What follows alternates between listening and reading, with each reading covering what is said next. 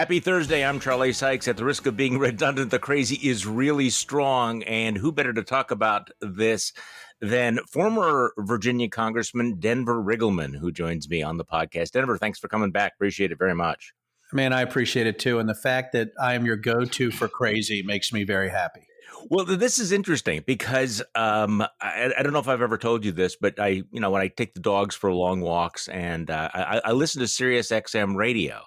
And so I was tuned in to listening to the Nicole Wallace show on MSNBC because, I always want to see what's going on there since I occasionally show up there myself. And there you were. And you were explaining how this was kind of, the Republicans were in a hold my beer moment of craziness. Yes. So I'm walking through the woods with my dogs, listening to Denver Riggleman talk about how crazy everything was, and I'm thinking, this is great because I'm going to talk to him on my podcast tomorrow. We're gonna have a roughly same conversation. Although I'm ready for this. I am so ready for this. Okay, just so people know, this is what. Let me play this. This is about a minute and a half, just in case you'd forgotten what you said yesterday. This is sort of picture me, with the hoodie up, walking through the woods with my dogs, listening to Denver Riggleman in my earbuds.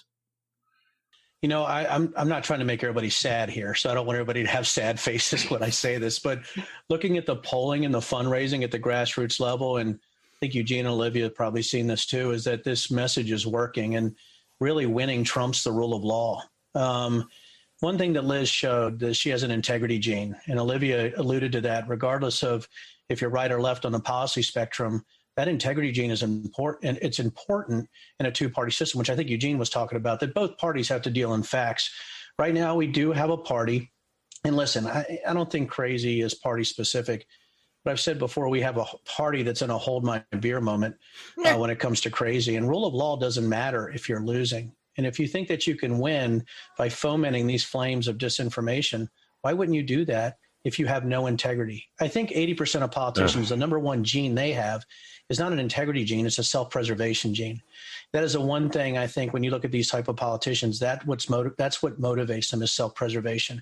And if you got to throw everything out, if you got to throw the baby out with the bathwater, if you got to say things you don't believe in, as long as that leads to a win, that's what's most important. That's the problem when you have individuals that look at this as a career and not a service. And I ran into that, and I got to tell you, I'm very concerned. It's friends of mine, people that I've loved. I've lost family over this. I've lost friends over this. But at some point, the integrity gene has to sort of beat, the self-preservation gene. Yeah, but the integrity gene is really a recessive gene, isn't it, Congressman? It is. It is. And when I was talking about that, I had just gotten off the phone before that, and I tell you things on this podcast I probably shouldn't, Charlie. Right? We've had this now intimate relationship since I've been on here multiple times now. But I was talking to a colleague of mine who, obviously, I will tell you this is a Liz supporter, but said that unequivocally he has to throttle back on any statements of public support based on a primary challenge that he might have. And I will tell you, I think this individual, and I love him. I understood the pain. I understand when you walk into a committee meeting that you're going to get your face shot off. I understand that you have family and friends who tell you that you're, either funded by George Soros, you're a pedophile, you're a traitor to your country. And I've been called a traitor so many times. You're talking about a guy who's a decorated veteran of 6 major operations in the United States military, including 9/11. And I have people calling me a traitor because I refuse to swear fealty to Trump or to go along with any of the craziness that's been perpetuated by the QAnon Stop the Steal crowd. And I'm having a very difficult time getting my arms around it still. Even though I thought I had my arms around it, it's getting worse. It's metastasizing, and it's also that virus, that digital virus of crazy is also mutating. And I am really glad to hear you say that, because I wondered if it was just me that I'm reading this going, is it getting crazier? And it seems like it's getting crazier very, very rapidly. So let's come back to Liz Cheney. I know that we're sort of on Liz Cheney, and we have a lot to talk about there. But you mentioned this metastasizing crazy, and I want to give you an example, because I know that sometimes there's that danger that you can overhype things, but I think that the opposite is the problem right now, is that we're underemphasizing how crazy things are. Right now, the Republicans are doing this audit, this completely bogus audit in Arizona of the ballots. One of the guys running the audit gave an interview to a local television station. And I am not making this up, people, okay? I mean, really, seriously, this is not a parody, this is not a spoof. I'm going to play the audio.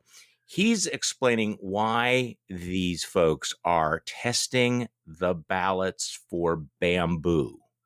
They're testing the ballots for bamboo because they've heard rumors that maybe the Chinese had imported the ballots, that these ballots were shipped into Maricopa County, Arizona, from Red China to steal the election from Donald Trump. Let's play the audio. Sure. The other day at the press conference, you were talking about bamboo. What was that about? Well, is that there's accusations that 40,000 ballots were flown in To Arizona? into Arizona, and it was stuffed into the box, okay? And it came from the southeast part of the world, Asia, okay? And what they're doing is to find out if there's bamboo in the paper. Just kill me now. I can't. Pandagate. Help me here.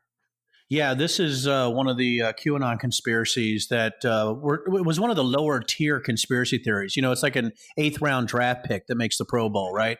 And so when you're looking at this China infiltration or Asia infiltration of ballots, and obviously, you know, Asia only uses bamboo pulp to make their paper. So, I mean, come on, guys. So there's some kind of bamboo checker at the Maricopa County, you know, audit area there, and it's being checked by people who believe this. So if you think about the multiple levels, This is of happening. batshit, it's Yes. happening right now, This right? is And happening, people. Yeah. it's happening, and you saw the UV light checkers too, right, Charlie? Yep, You saw yep. them there, right? Mhm. So they're checking for bamboo pulp and UV light markers. Think about what I just said and what you said, Charlie, and let's try to wrap that around that is a mainstream Republican belief in multiple districts around the country, and maybe the majority belief for all people who identify as Republicans. Oh, yeah. No, this is going to be a litmus test for Republican leadership in about 5 minutes. Look, we're not kidding. I'm not kidding about this. This is going to be the next big thing.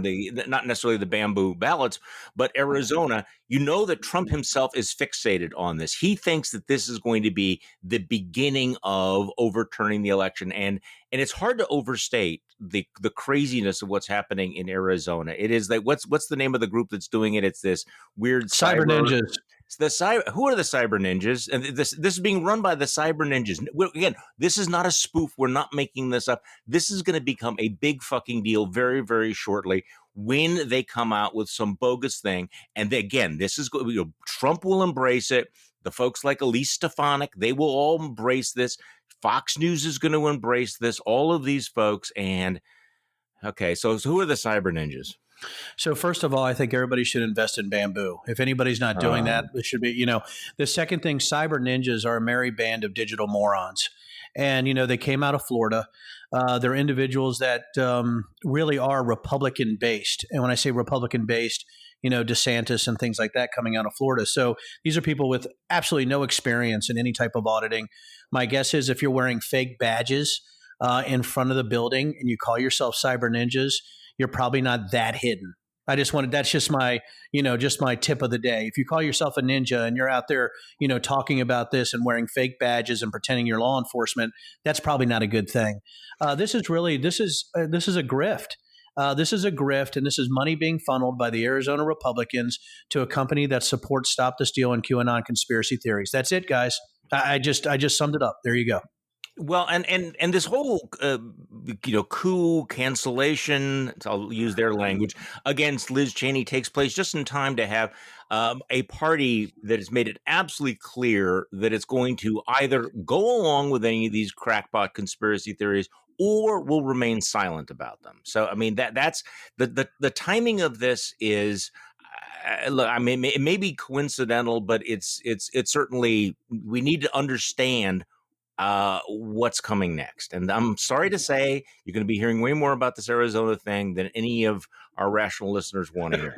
Well, right? There's multiple messaging points here. Number one, if the federal government swoops in and tries to say, hey, this is batshit crazy. You have people that are absolutely certifiable looking at the certification of these ballots, then all of a sudden you're going to have states' rights advocates and Republicans saying that the federal government is trying to squash the investigation. Right. Yeah, that's right. And then the second part is, how convenient is the messaging where you have Liz Cheney being removed from leadership when you see the individual that the Wyoming party has rallied behind, his fundraising is going to explode. And that messaging is going to be that Liz Cheney cannot support Wyoming, that she's also against President Trump. So her litmus test checklist is being absolutely destroyed right now by the Republican Party, because not only is she against Trump, she's been removed from leadership, which makes her a liability for the Wyoming Republican Party and the voters there. That's the messaging they're going to use.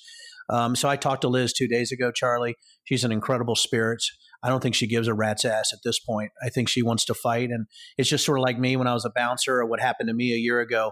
Said you get to a point that that the five guys, it's 1 against 5. You're going to get your ass kicked, but you're going to go after the first one and you're going to make sure he pays.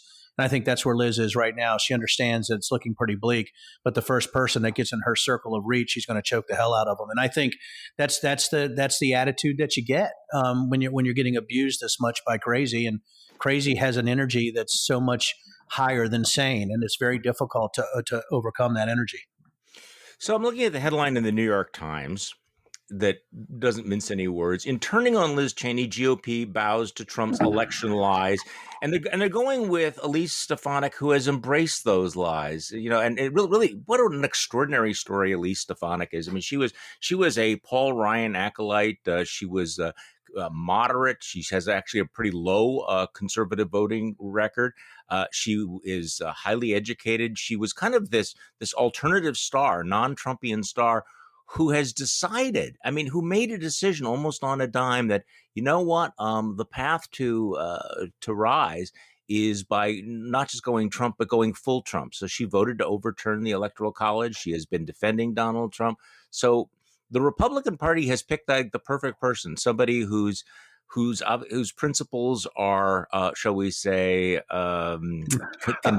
conditional, malleable, negotiable. Okay, I want to come at this a different way, because I think I heard you describing this as well. And, this may not be the most important part about this, but I guess part of it is the political malpractice of Kevin McCarthy. Because the argument is that, Liz Cheney is distracting us from what we really should be talking about, that we should be focusing on policy, not personalities. And yet, as a result of the purging of Liz Cheney, that's all that we're talking about. Right now, I'm looking around the political world. You're a Republican congressman. This should be the moment. This is the sweet spot for Republicans to be railing against the Biden administration. He's proposing $6 trillion in spending. He's proposing tax hikes. This is the kind of thing, that gets Republicans tumescent usually.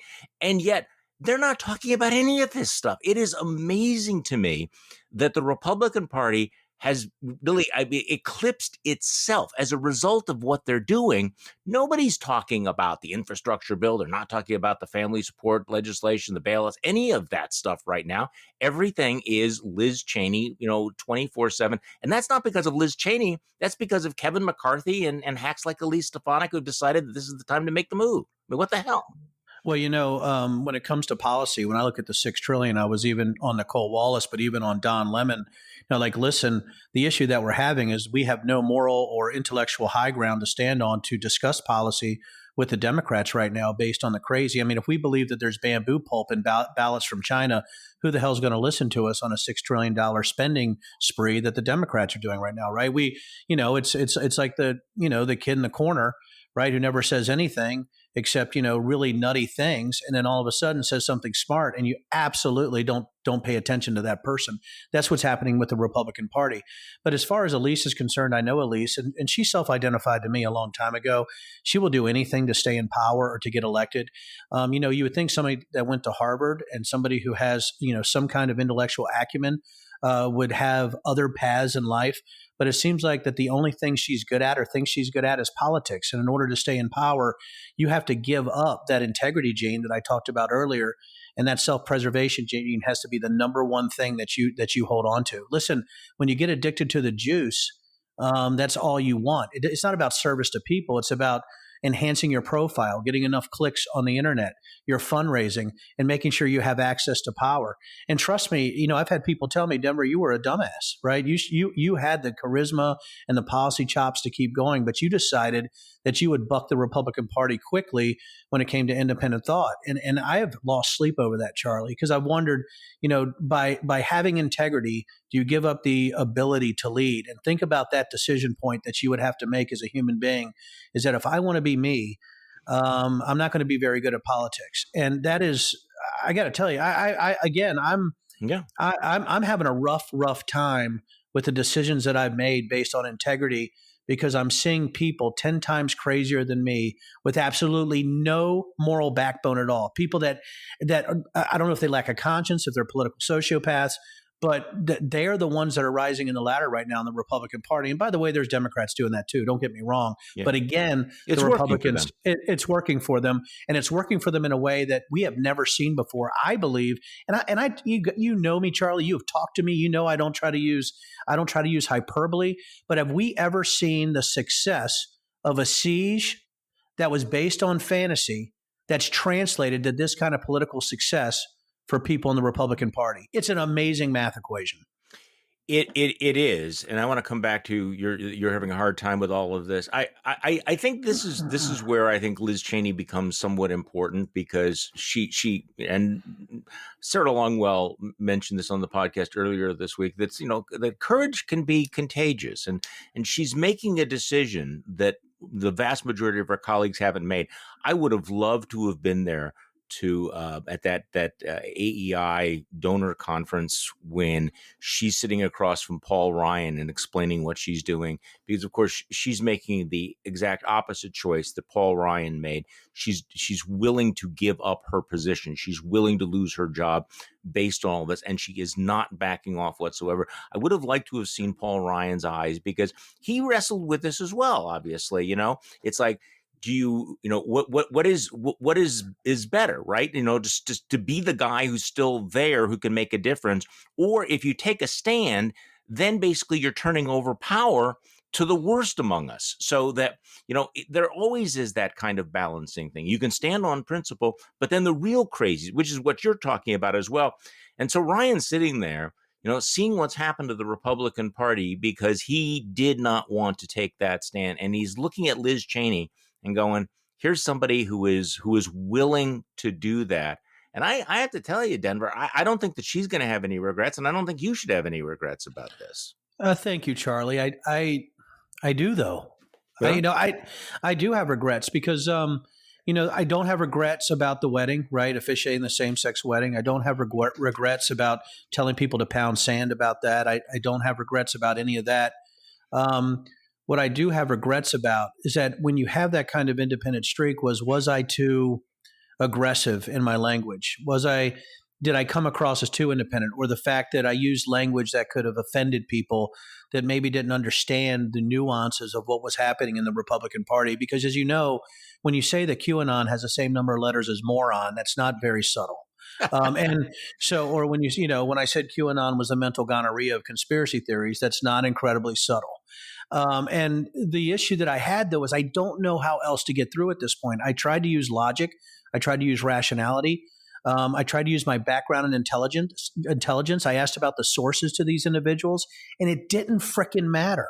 No. None of it mattered. And when you see Elise and people like that are hooking onto this, or you see people that support Liz that are absolutely terrified to come out in public because their career could be threatened, now you have a very select few of Republican radicals like Liz, like Adam, like myself, that are screaming about this. And people that are sitting in the chair, how many people have come out publicly for Liz, Charlie? I've counted. I can't think of any, really. I mean, how many? Adam won. Okay, one. That's it. Really? That's it. And so that means that even some of the other folks that voted to impeach Trump, they realize that the rules are at least like shut up now, don't say anything now.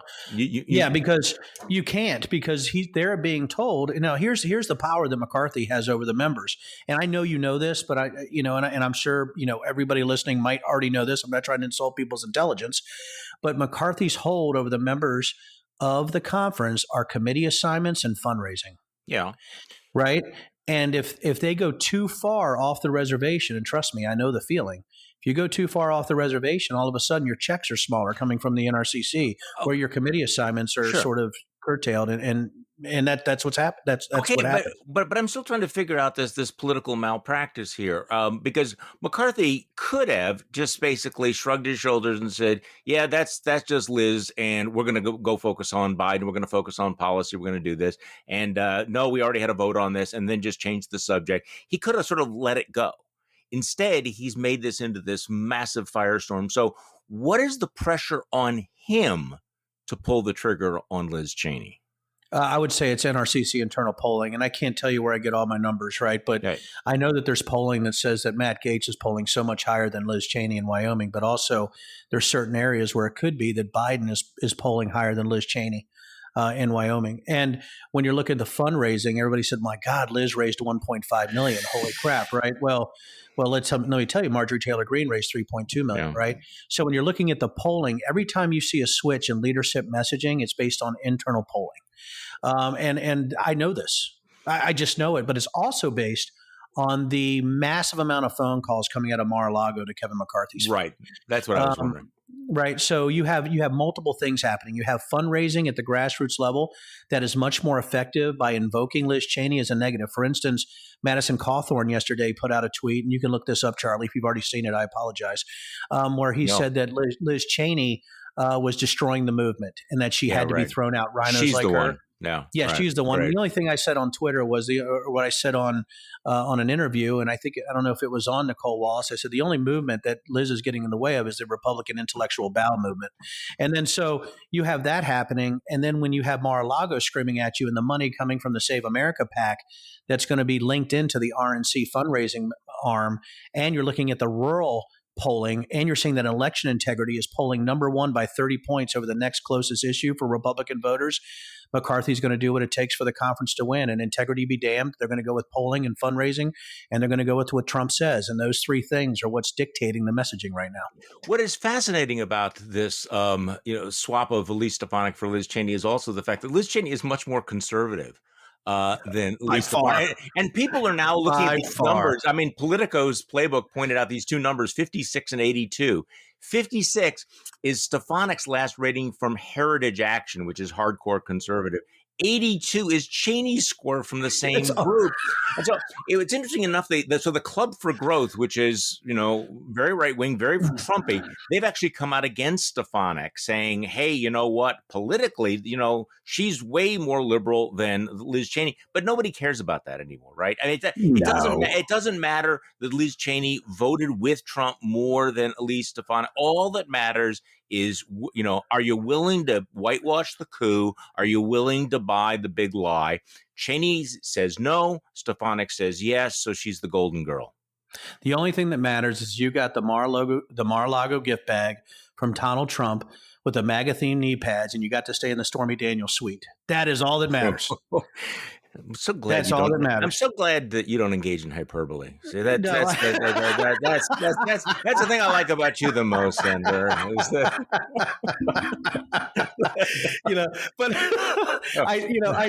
I'm to the point though that for the love of God, right? I mean, is it really just about loyalty? And I keep thinking it can't just be about that, but it is. That's it. Right. That's it. And the reason that the Club for Growth came out so strong is you had members of the Freedom Caucus call them. They're pissed because, you have people that have been much more loyal to Trump with much higher conservative scores that believes they should have that job. And by the way, you're hearing the reverse sexism remarks, right? That can it be a woman? It could be a man. This is just crap, and that's what you're getting from the far right members and the Freedom Caucus members is they feel like they've been scorned once again. I'm fascinated by some of the spin from some of the anti-pro Cheney people, some of the real intellectual rationalizers who used to be anti-Trump, and they're saying that, okay, so Liz Cheney is not wrong about the coup. She's not wrong about the election, but she's wrong to keep talking about it because what the Republicans need to do is be focused on Biden, and they need to move on from Trump. They need to turn the page. It's like, okay, yes, we had an attempt to overturn the election, but we shouldn't be dwelling on it. What we should do is move on. But the whole point here is that this party is not moving on from Trump. So, I mean, they keep going down there. They keep kissing the ring in Mar-a-Lago. Trump is, constantly, putting out signals that he might actually be running for president again in 2024. So this whole ludicrous argument that Liz Cheney should move on, when in fact the fact that we are talking about purging Liz Cheney is an indication of the inability of the Republican Party to move on. I mean, that's what's so upside down about this. It is upside down, but they got to spin it that way, right, Charlie? I mean, I don't know if I have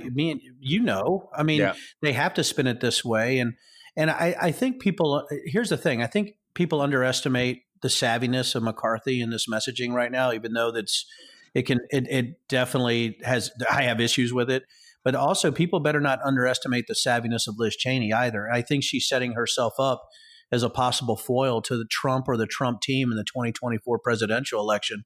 And remember, Liz has a lot of juice behind her with her family name and also people that have been connected in those political circles for generations. So it's not like, there's some kind of, like me, I like coming out of the distillery woods and the intelligence field woods and, and running for Congress and winning. Liz has that pedigree politically, but that pedigree actually translates into fundraising and support across the country. And I think trying to do this to her right now and self-identifying as an enemy to reason and an enemy to rationality could be hurtful in the future of the Republican Party. Short term, though, Charlie, I think 2022 is a big GOP year.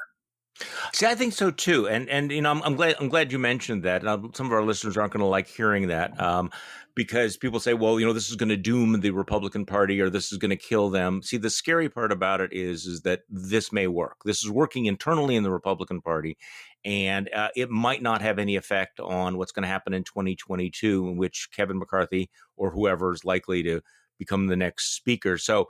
I was thinking about this yesterday when I was talking with Robert Trasinski about the doom loop of the Republican Party. And I think long term there is a doom loop, but the doom loop here is like an American doom loop. It's like a doom loop for the democracy. If in fact this is what the Republican Party becomes, this is what it values, and it still wins and it is still in power, that's not a Republican Party problem anymore, is it? No, it's an American problem. And when you look at 2022 through 2024, Charlie, can you imagine those 2 years of tribal hell that we're going to see if you have a GOP House, right? You have a Senate where it is right now, and then you have President Biden. Oh my goodness, it's going to be an absolute just tribal chaos, and crazy is going to manifest itself in a way I think we've never seen, even worse than the 1-6 siege. I think you're going to see crazy on a level that's going to scare a lot of normal folks. I don't want to scare people too much. Did you see Greg Sargent's column in the Washington Post yesterday? Oh, no, I didn't. I did not. He said, sort of imagine what happens in 2024 if you have a Republican-controlled House of Representatives. What might they do with the Electoral College vote? Okay, I don't even want to think about that. You know what? Wow, that's an incredible point. By the way, I have to read Greg's column. That's an incredible point. And I will say though that, listen, we have been talking some doom and gloom here, but when you see Liz and Adam, and I will see people like me, I'm not going to try to break my arm, pat myself on the back. But there's certainly 30 to 40% of the Republican electorate, and maybe higher in some places, that are seeing this for what it is. And that is a reason for hope. But again, when you're looking at districts like, say, an R+20 district in Arizona, you're not, there's, I think, not a lot of people that are against the QAnon Stop the Steal conspiracy theories. My guess is that's completely saturated there. Well, they're not going to speak about it. They're not going to come out against it. So I moved too fast past your point that you think that the Republicans are going to win in 2022. Why? Just give me your short version. Is it simply because it's an off-year election? I mean, the Democrats think that, look, we have these massive successes. The economy is going to be strong. The coronavirus will be solved. People will have lots of money in their pocket, but you still think they're going to lose in the midterms. Yeah, because they're going to be painted as socialists, that there's still going to be the underlying truth to the Republicans that COVID was put here to introduce socialism. And, and that is something that's pretty big in our district here. Really? But anecdotally, every single person I talk to that has an R beside their name that's Trumpy R, even that come into my distillery, are like, well, we're just absolutely sure the election was stolen. And there's no reason not to believe that, there's so many Democrats that are pedophiles. That is still today. And just because it's not online or, some of these individuals or groups have been deplatformed doesn't mean it hasn't metastasized in a more secretive, sort of awful way where now they feel like they're actually being persecuted for their beliefs. Right now it's good against evil. And you don't even need Trump for that. Trump was sort of got it started, but now the enemy has already been identified. And we've seen that in our data with the Network Contagion Research Institute. So I am not just using anecdotal evidence, but data evidence. Here's the other thing. In the special elections here in Virginia, in the delegate districts, one of my buddies was running, and I called him because on his website it said that election integrity was one of the issues. And I said, hey, dude, that's a cover term, right? He goes, Denver. I know, but the guy running against me is pure Stop the Steal. We did polling, and I hope you guys are ready for this. In that district, right? In both districts that went to crazy Trump people, election integrity polled 25 to 33 points above the next closest issue. The next closest issue usually was guns or the economy. So that's why when people are like, oh, the Republican Party is dead, I'm like, you guys don't drink your own bathwater too. Just, you can wish in one hand and shit in the other and see which one fills up first. But here's the issue is that you cannot, just because you want it, will it. You got to fight for it. And the Republican Party is far from dead in 2022. So let's go back to this bamboo thing, the bamboo and the ballot thing, because I think because you've studied this for a long time. So it starts off, and you correct me. Let me give you a scenario, and then you tell me where I'm wrong. I mean, what the truth is here. You start off hearing they're testing the ballots for bamboo because the Chinese might have shipped them into Arizona to steal the election. Ha ha ha! That's funny. Wait, okay, we're just asking questions. To I'm trying to get a sense of how this evolves. So it's a joke. Okay, it's weird. Okay, we should test it. We're just asking questions. Well, maybe. Well, how do you know it didn't happen? It could have happened anyway. Anthony Fauci is a leprechaun. What I mean, how does it work? How I guess I'm getting. How do people actually believe it, or do they just sort of think, well, it's out there, and who am I to know the truth? So maybe they believe it. Or if they don't believe it, they believe that something happened. And, I discussed this in my book, Bigfoot, It's Complicated, about the intelligence difference between possibility and probability, right? Yeah. It's possible Bigfoot exists in your backyard, but it's not probable. And the issue that you have is people don't know the difference between possibilities and probabilities. Yeah. And they automatically hook their preconceived notions or their confirmation bias to the possibilities of something where the possibility could be 1 in 1 trillion, right? Where it's possible, that aliens, visited you last night and they did a really good medical workup on you, but it's not probable. And I think that's the issue that you have, is that you have a lack of critical thinking, but you also have a constant pre-selection of echo chambers by these individuals and their digital choices that they make. And so now in your tribe, you honestly believe that the Chinese And this is actually based on Mike Flynn and somebody I don't know you guys have heard of. I don't know if you heard of Thomas McInerney, the retired 3-star general who said that NSA was manipulating ballots. Well, Flynn and McInerney are both retired 3-star generals. So anybody wants to look up some of these, that China, North Korea, Iran, and Russia were part of the manipulation of the election. This stems from that, which is sort of like I said, it's like a third or fourth tier theory that the Chinese were pushing ballots into Arizona to change the election, right? Or into other areas. So this is just a continuation of a QAnon theory from mental morons on the QAnon side. And now that is actually the baseline for what's happening in Maricopa County today. These guys used to be generals, which, I used to think that Dr. Strangelove was fictional. So, I mean, I think some of these generals wrote it. And, and listen, I love generals. Like, great, I've had some incredible relationships. But listen, just because of your party affiliation, your intellectual or your education background, or the fact that you're a general in the armed forces does not preclude you from being batshit crazy. That is not mutually exclusive. And that's hard for people to get their arms around. Yeah. Well, if they're going to test the ballots for bamboo, I think they also ought to test them for batshit guano. But okay. So probably there. So here's something that that our colleague Amanda Carpenter has highlighted. In her op-ed piece in the Washington Post, Liz Cheney lays out what she thinks should happen with a January 6th commission, that it should be nonpartisan, no serving members, that it should be able to subpoena people, take testimony under oath. And there are suggestions that this is one of the real breaking points for Kevin McCarthy, who really doesn't want that. I mean, if you're Kevin McCarthy, the prospect that you might have to give testimony under oath about what you did, what you said, what you heard on January 6th would be at best awkward. So where do you think we're going on the January 6th commission? Because she's clearly pushing this hard now.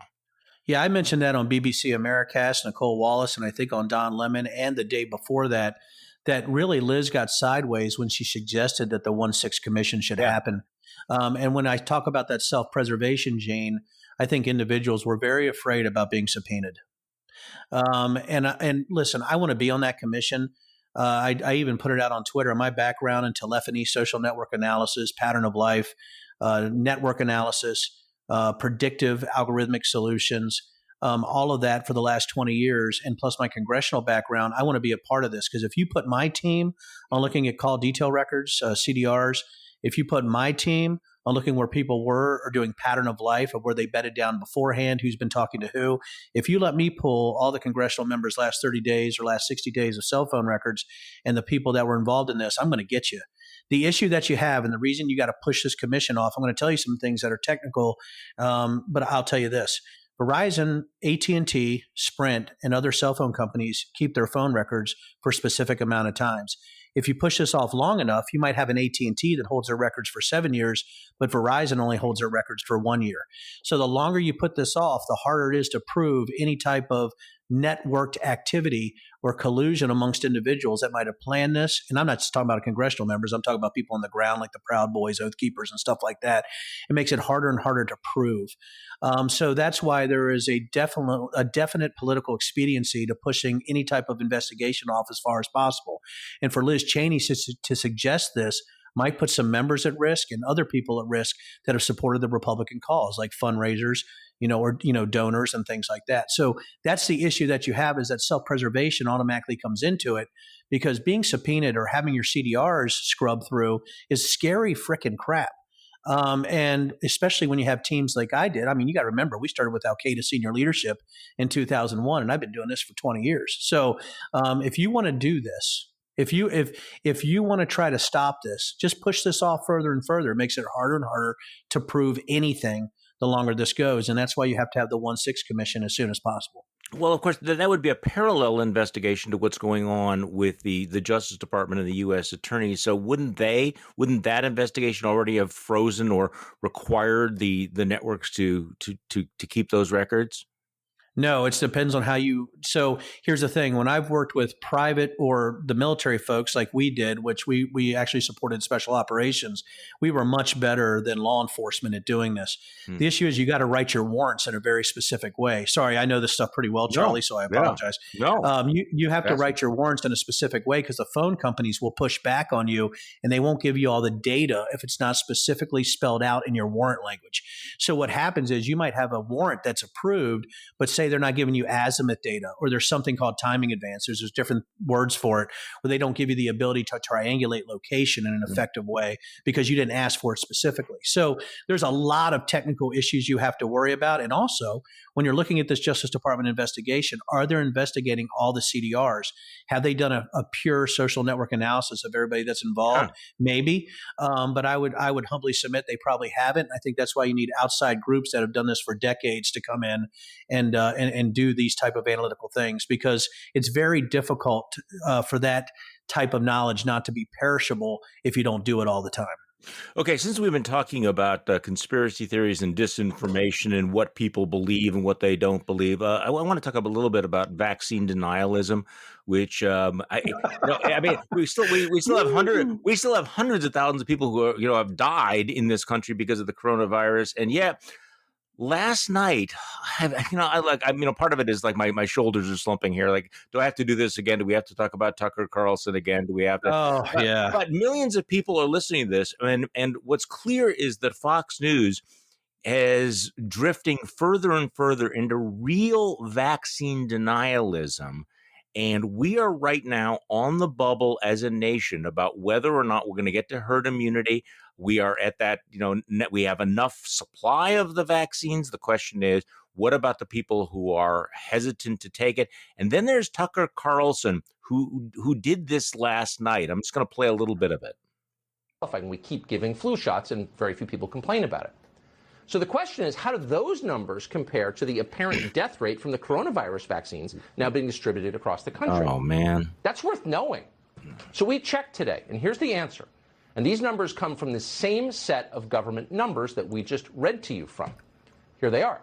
Between late December of 2020 and last month, a total of 3,362 people apparently died after getting the COVID vaccine in the United States. 3,362. That's an average of roughly 30 people every day. Okay, I'm not going to try to break this down about how dishonest and misleading all of this is. His ability to talk about data sucks, and he does not want me opposite him. I would rip that guy apart. First of all, causation and correlation. Exactly. You can't. That's why there's intelligence officers, and that's why there's idiots like Tucker Carlson. Well, exactly. But this whole issue of causation and correlation, I mean, people have been talking about this, since, ancient Rome. That's why you have post hoc ergo propter hoc, right? It's like, yes. Just because, even the Romans are going, hey, dude, this is like wrong. Okay, just because something happens after this doesn't mean it happened because of this. And here's Tucker Carlson, assuming once again that his audience is too dumb or unsophisticated. But he's scaring people at a time when we are really vulnerable, raising this issue of all the people dying. And of course, because they're not telling you, they're pushing it and they're lying to you.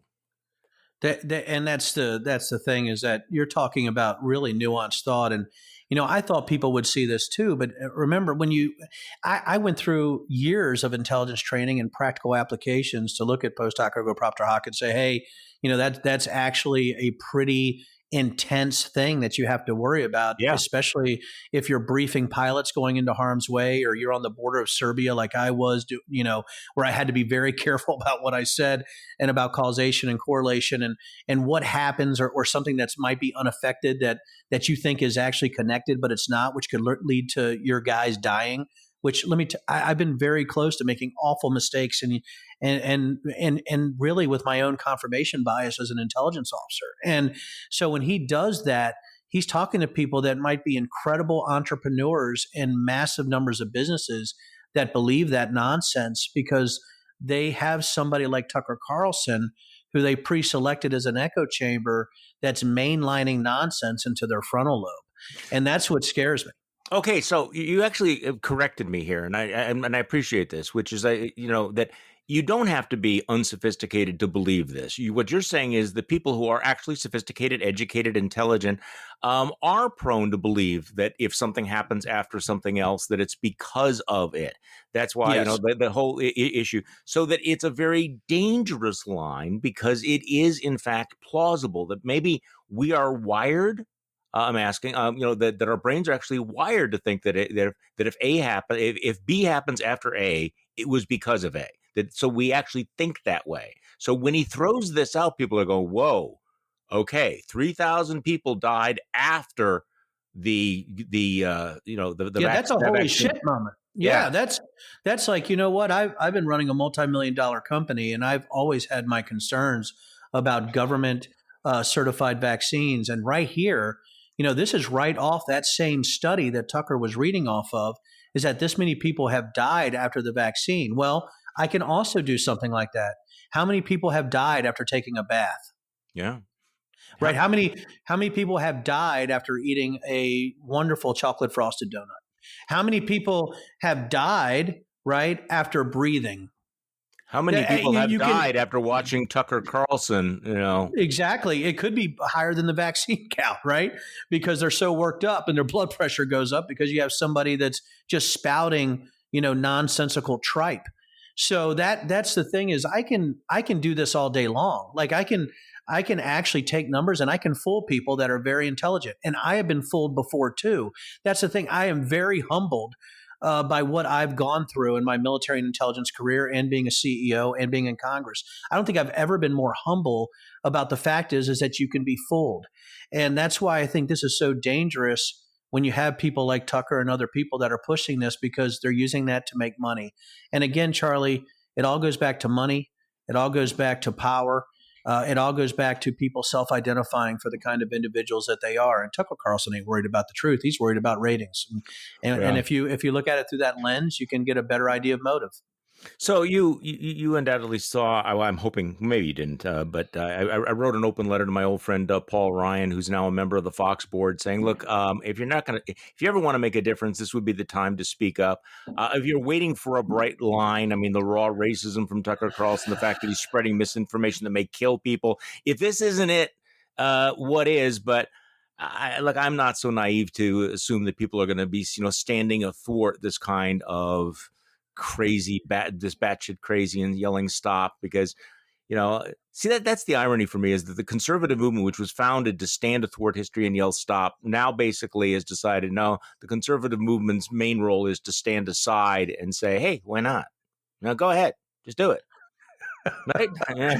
Yeah, I mean, if there's ever a time, this is the time. And Charlie, I think your open letter obviously is needed. And I think people like you and me and people that are on the radical fringes of the Republican Party, and I'm not kidding, if we even identify as Republicans anymore, we have to step up and say these things. Is it going to make a difference at this point? I really wish I could say that it did, but it makes a difference to me as a human being. I think it makes a difference to you as a human being.